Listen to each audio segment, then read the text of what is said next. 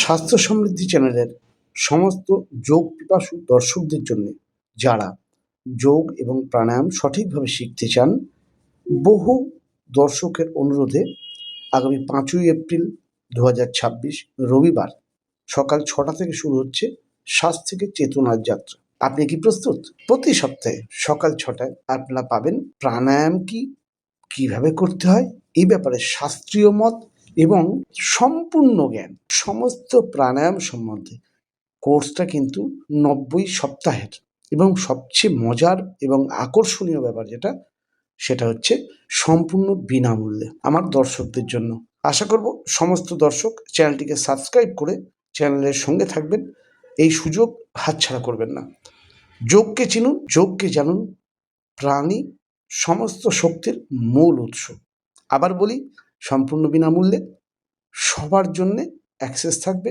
আগামী 5ই এপ্রিল 2026 রবিবার থেকে প্রতি সপ্তাহে রবিবার সকাল 6টায় আগামী 90 সপ্তাহ ধরে যোগ প্রাণায়াম শিক্ষা, এক কথায় বলতে গেলে শ্বাস থেকে চেতনার যাত্রা।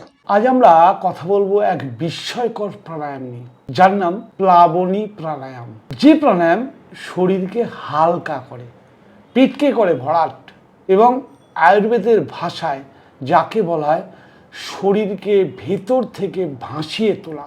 এই ভিডিওতে আমরা জানবো প্লাবনী প্রাণায়াম কি, এর উপকারিতা কি, এর উৎপত্তি কোথা থেকে, কিভাবে করতে হয় এবং সবচেয়ে গুরুত্বপূর্ণ এর সাবধানতা সেটা ভিডিওর শেষ পর্যন্ত দেখবেন, কারণ শেষে এমন কথা বলবো যেটা না জানলে এই প্রাণায়ামের উপকারের বদলে ক্ষতি হতে পারে। অর্থাৎ পুরো প্রাণায়ামের ভিডিওটা দেখার দরকার। প্লাবনী প্রাণায়াম কি? প্লাবনী প্রাণায়াম হলো এক বিশেষ ধরনের শ্বাস প্রশ্বাসের পদ্ধতি, যেখানে ফুসফুস যতটা সম্ভব ফুসফুসে বাতাস ভরা হয় এবং সেই বাতাসকে পেট পর্যন্ত পাঠানো হয়। এখানে বাতাস শুধু শ্বাস হিসাবে থাকে না, বরং শরীরের ভেতরে এক ধরনের ভাসমান অবস্থা তৈরি করে। সংস্কৃত ভাষায় প্লাবনী শব্দের অর্থ হলো যা ভাসিয়ে রাখে। এই প্রাণায়াম শরীরে এমনভাবে বাতাসপূর্ণ হয় যে জলে থাকলেও শরীর সহজে জলে ডোবে না। প্লাবনী প্রাণায়ামের সৃষ্টি করা থেকে এই প্রাণায়ামের উল্লেখ পাওয়া যায় হঠযোগ প্রদীপিকা গ্রন্থে। এটি প্রাচীন যোগশাস্ত্রের অন্তর্ভুক্ত, বা একে বলা হয় উন্নত স্তরের প্রাণায়াম। আগেকার যে সময় ছিল, সেই সময় যে যোগী পুরুষরা ছিলেন, তারা দীর্ঘ সময় উপবাস করলে, ধ্যানের সময় এবং নদীতে জলের মধ্যে সাধনার সময় এই প্রাণায়াম ব্যবহার করতেন। প্লাবনী প্রাণায়ামের উপকারিতা অনেক।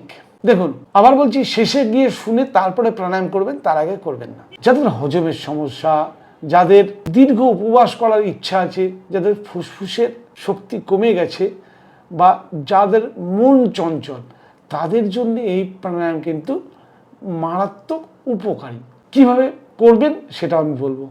যাদের হজম শক্তি বৃদ্ধি করতে চান, তারা পেটের ভেতরে বাতাসের চাপ পরিপাক অগ্নিকে উদ্দীপ্ত করে, অর্থাৎ ডাইজেস্টিভ ফায়ারকে বাড়িয়ে তোলে। গ্যাস, অজীর্ণ, পেট ফাঁপা এগুলো কিন্তু এই প্রাণায়ামের কারণে কমতে পারে। যাদের শরীর হালকা, তাদেরকে শক্তিশালী করে। অলসতা কমে, শরীরে এক ধরনের প্রাণ শক্তির অনুভূতি আসে। দীর্ঘ উপবাসে সহায়ক। এই প্রাণায়াম শরীরকে সাময়িকভাবে খাদ্য ছাড়া টিকে থাকতে সাহায্য করে।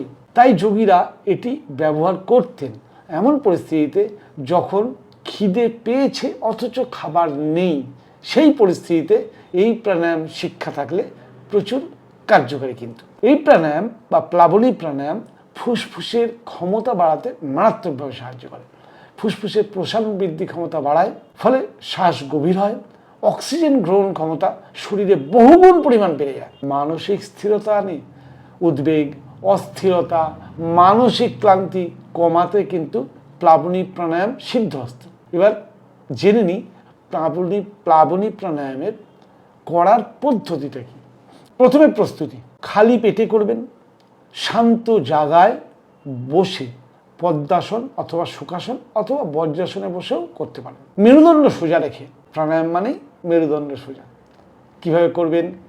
ধীরে নাক দিয়ে শ্বাস ভরুন, শ্বাস নিতে বুক ফোলান। যখন দেখলেন আর বুক ফুলছে না, এইবার মন দিন পেটের দিকে, পেটটাকে ফোলান শ্বাস নিতে যতটা পারছেন, যতটা সম্ভব বাতাস ভরুন। শ্বাস সাধ্য অনুযায়ী কিছুক্ষণ ধরে রাখুন, অবশ্যই শক্তির বাইরে গিয়ে নয়। এরপর খুব ধীরে নাক দিয়ে বা মুখ দিয়ে শ্বাস ছাড়ুন। এটাই হলো প্লাবনী প্রাণায়াম। খুব সহজ। প্রথমে কিন্তু 2-3 বারের বেশি মোটেই করবেন না। এই অংশটা কিন্তু খুবই গুরুত্বপূর্ণ। সেটা হচ্ছে মন দিয়ে শুনবেন, কারণ যাদের হার্টের সমস্যা আছে, উচ্চ রক্তচাপ যাদের আছে, হার্নিয়া যাদের আছে, পেটে আলসার যাদের আছে বা গর্ভাবস্থায়, এই প্রাণায়াম কখনোই করবেন না। কখনোই জোর করে শ্বাস ভরবেন না, কখনোই প্রতিযোগিতা করে শ্বাস বন্ধ রাখবেন না, অন্যের দেখে বেশি সময় ধরে করবেন না। ধীরে ধীরে অভ্যাস করবেন। এটি শিক্ষকের তত্ত্বাবধানে করাটাই শ্রেয়। গুরুত্বপূর্ণ সতর্কবার্তা বলতেই হয়, প্লাবনী প্রাণায়াম কিন্তু সাধারণ প্রাণায়াম নয়, এটি উন্নত স্তরের সাধনা। ভুল পদ্ধতিতে করলে উপকারের বদলে পেট, হৃদয় ও স্নায়ুর ক্ষতি হতে পারে। আর সঠিক নিয়মে করলে প্লাবনী প্রাণায়াম শরীর ও মনের ওপর এক অসাধারণ প্রভাব ফেলে। যোগ মানে জোর নয়, যোগ মানে সচেতনতা। যদি আজকের ভিডিওটা ভালো লেগে থাকে তাহলে লাইক করুন, শেয়ার করুন এবং এমন প্রাকৃতিক স্বাস্থ্য জ্ঞান পেতে চ্যানেলটিকে সাবস্ক্রাইব করে রাখুন। ভবিষ্যতে কাজে লাগবে। নমস্কার।